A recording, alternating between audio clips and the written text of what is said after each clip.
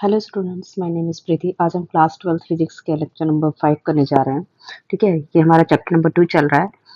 इस लेक्चर में आज जो मुझे टॉपिक कवर करना है वो है electric potential energy. Electric potential energy. Electric potential energy क्या होती है? जैसा आप लोगों को मैं पिछले चैप्टर्स में बता चुकी हूँ कि जैसे मेरा चार्ज प्लस क्यू है, यहाँ पे आर डिस्टेंस में अगर मुझे पोटेंशियल निकालना है, ठीक है, तो आप यहाँ पे हम लोग एक टेस्ट चार्ज ये रख लेते थे।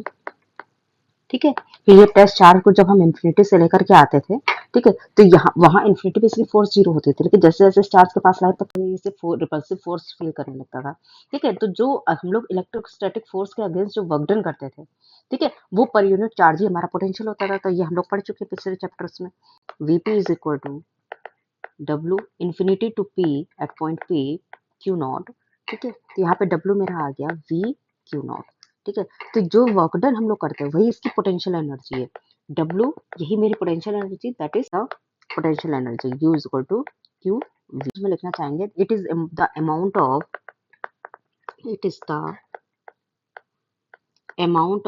Work done in assembling the charges of the system by bringing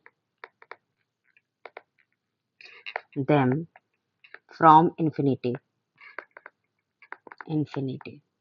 ठीक, किसी भी सिस्टम को मतलब इसमें वो it is the amount of work done in assembling the charges from the system by bringing them from infinity. हम किसी भी चार्ज को, जो टेस्ट चार्ज को इन्फिनिटी से लेकर के आ रहे हैं, तो हम किसी चार्ज के साथ असेंबल कर रहे हैं, तो ये जो हमारा वर्क डन है यही हमारी इसकी पोटेंशियल एनर्जी होती है। ठीक है, अब हम लोग जरा टू चार्ज सिस्टम को देख लेते हैं। What is two charge system? Two charge system, अच्छा ये देखिए, यहाँ पे जैसे मेरे पास एक चार्ज Q1 है, ठीक है, अगर इन दोनों के बीच की जो डिस्टेंस है वो R है, ये चार्ज Q2 है, तो आप ये देखिए, सबसे पहले ये जो Q1 है इस पे कोई वर्क डन नहीं होगा। क्यों? क्योंकि इन्फिनिटी पे तो उसका फोर्स जीरो था। ठीक है, ये अकेला चार्ज था, तो इस पे कोई वर्क डन नहीं, कोई फोर्स कोई नहीं लगती है इस पे। लेकिन जब W2 हम लोग लगाते हैं तो हम ये देखते हैं कि इस पे V1 का पोटेंशियल ये भी काम कर रहा है। ठीक है, इसका पोटेंशियल इस पे काम कर रहा है, तो हम लोग लिखते हैं V1 Q2। अब हम लोग इसको अगर सॉल्व करेंगे तो ये हमारा पोटेंशियल का फॉर्मूला हम लोग जानते हैं, के Q1 अपॉन, पोटेंशियल का फॉर्मूला मेरा होगा k Q1 Q2 by R. This is my work done 2। अब हम लोग टोटल वर्क डन लिख लेते हैं। W is equal to W1 plus W2, तो W1 इज 0, इट इज मेरा k Q1 Q2 by R. तो here is the potential energy formula, U is equal to k Q1 Q2 by are. ठीक है, तो यहाँ इसकी potential energy आ चुकी है, U is equal to k Q1 Q2 by are. अब हम लोग जरा थ्री चार्ज सिस्टम को देख लेते हैं। अगर कोई थ्री चार्ज सिस्टम है, तो आपने टू चार्ज सिस्टम में देखा, जब कोई सिंगल चार्ज बैठा होता है तो उस पर तो कोई पोटेंशियल एनर्जी काम नहीं करती, कोई फोर्स नहीं लगती है। ठीक है, तो अब जरा हम लोग देख लेते हैं three charge system.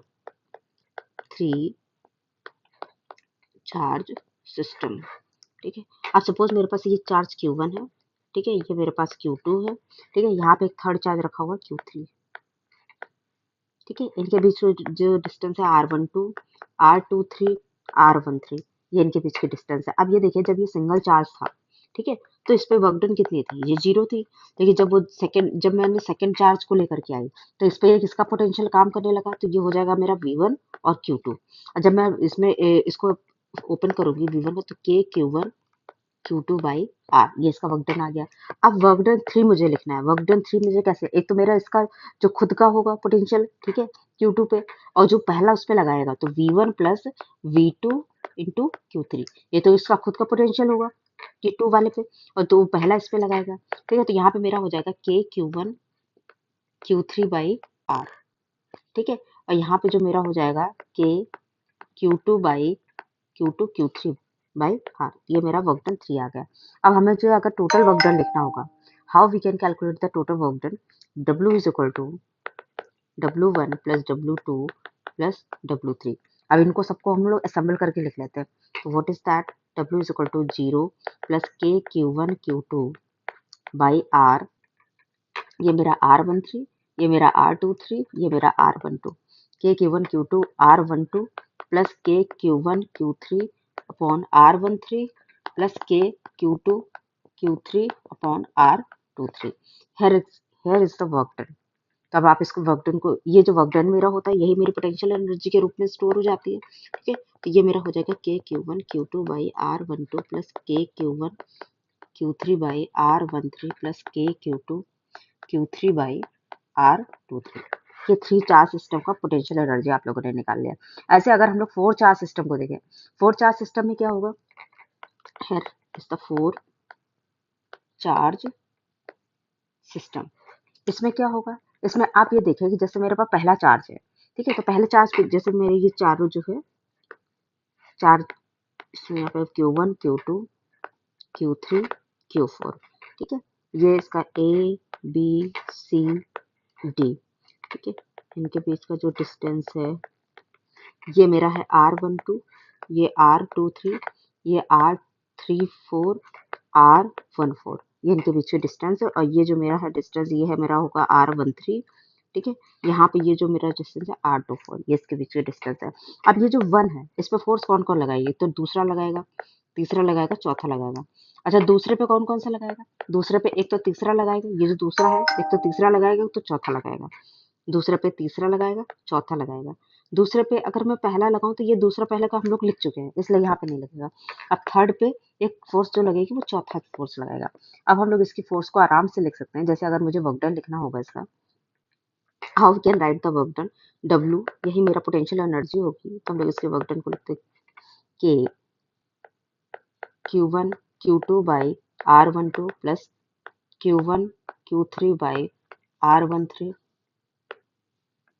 Plus Q1 Q4 by R14 plus Q2 Q3 by R23 plus Q2 Q4 by R24 plus Q3 Q4 by R34।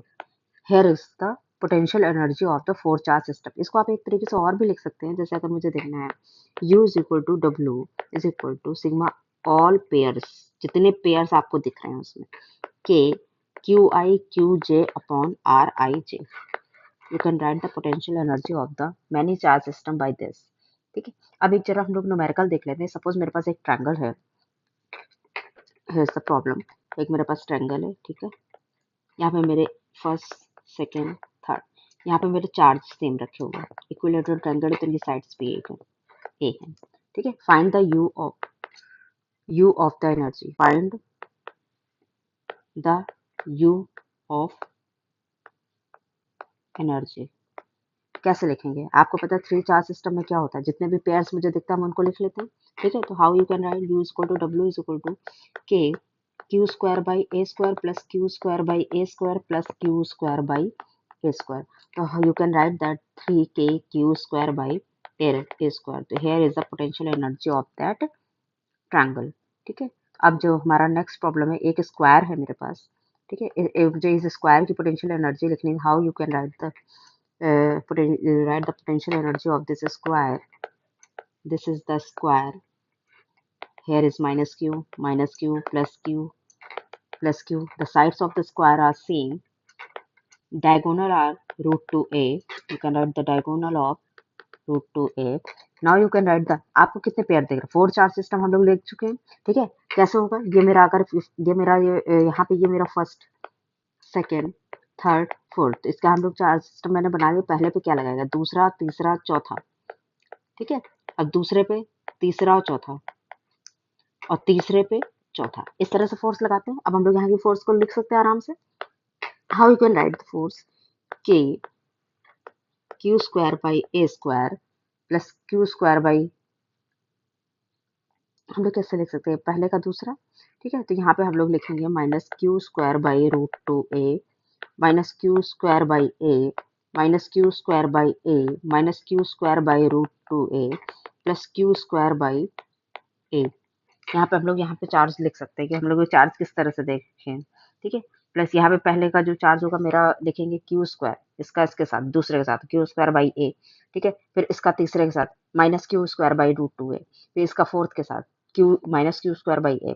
इस तरह से आप लोग लिख रहे हैं तो ये देखिए इस पर कैंसिल आउट हो जाएगा, ये इस पे कैंसिल आउट हो जाएगा। ठीक है, तो यहाँ पे जो मेरा वर्क डन आएगा वो इस तरह से हम लोग लिख सकते हैं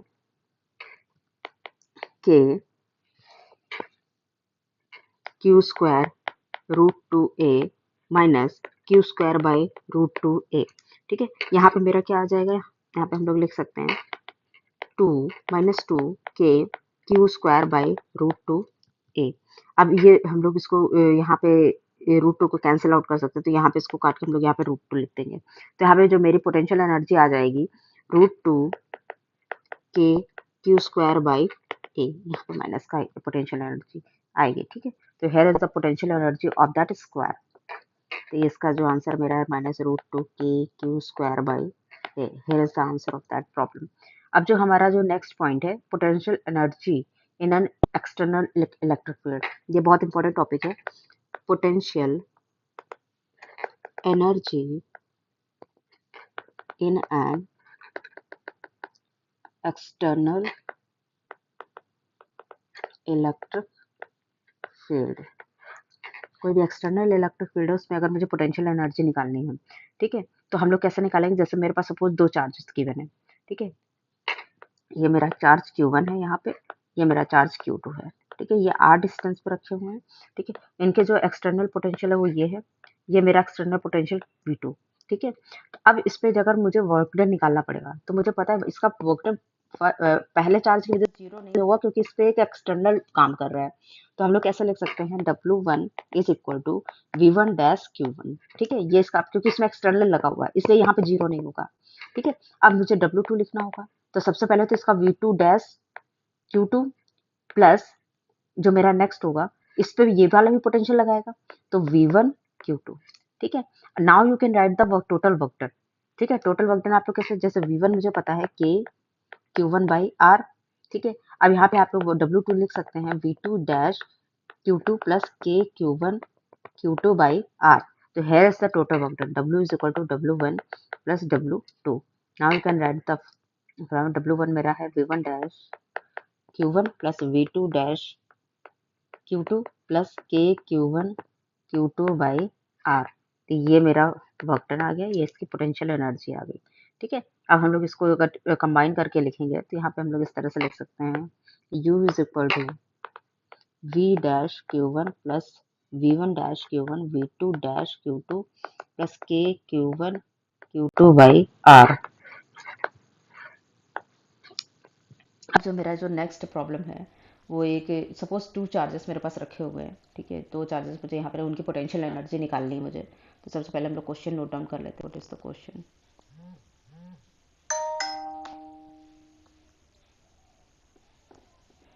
Okay, so the next problem is 2 charges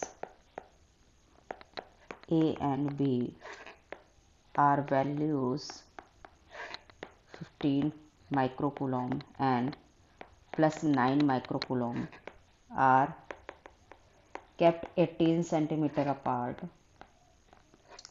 Calculate the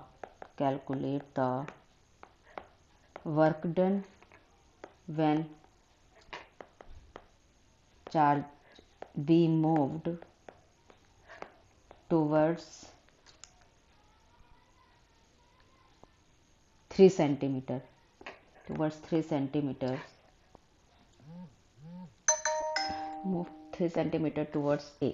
ठीक है, जब B को 3 सेंटीमीटर मूव करा दिया जाता है A की तरफ, तो मुझे उसके बाद पोटेंशियल एनर्जी लिखनी है इसकी। तो how you can write the potential energy of that system. Now सबसे फर्स्ट यू अंडरस्टैंड दिस कि 2 चार्जेस आर गिवन। सबसे पहले इसका फिगर बना लीजिए। ये मेरे पास 2 A पॉइंट और B है। ठीक है, यहाँ पे मेरा B पॉइंट है।